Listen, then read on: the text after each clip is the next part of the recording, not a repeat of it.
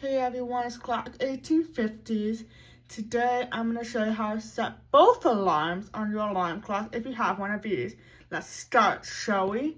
So I'll hit this button, 7.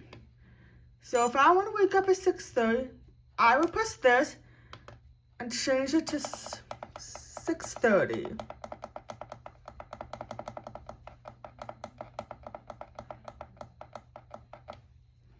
That's the first alarm.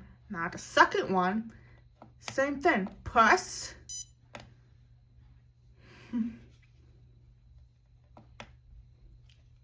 If you want 7:30, press 7:30.